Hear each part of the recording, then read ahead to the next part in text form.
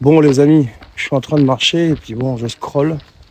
Et là, je vois beaucoup de gens qui s'affolent, là, des gens qui publient des choses du style est-ce qu'il va activer l'article 16 pour les pleins pouvoirs? Est-ce qu'il va mettre en place la loi martiale, l'article 23 de la Constitution et je sais pas quoi, et je sais pas quoi.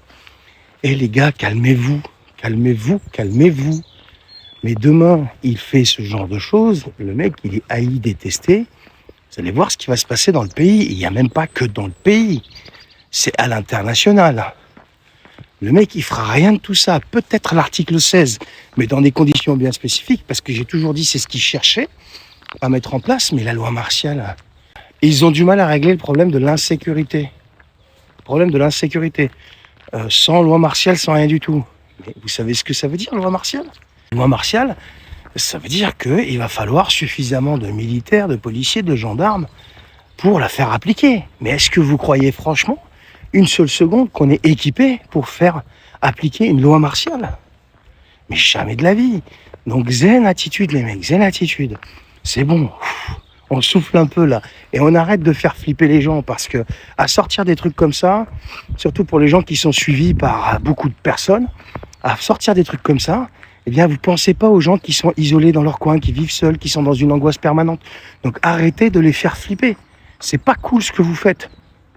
Moi je pense que le rôle des gens qui ont de l'influence, je me considère pas du tout comme ça, hein, mais des gens qui ont de l'influence et qui ont une grosse communauté, c'est de dire les choses, mais aussi d'être un minima rassurant, pas un mec qui est dans un jovialisme ou je sais pas quoi. Attention, je parle pas d'être dans un déni de réalité, c'est pas ce que je dis.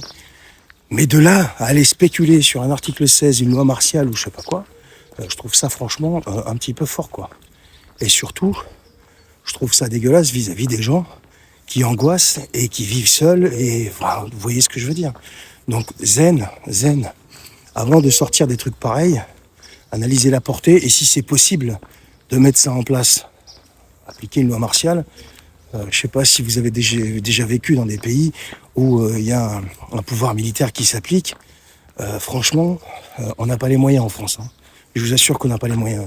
Surtout dans un pays où les gens sont libres et ils ont une culture de la liberté, etc. Ça va être un bordel sans nom et ça, il le sait, il le fera jamais.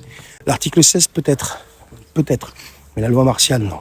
En plus, c'est quoi la loi martiale? La loi martiale, c'est une situation où l'autorité militaire prend le contrôle d'un pays ou d'une région en suspendant tout ou partie des lois civiles. C'est ça la loi martiale.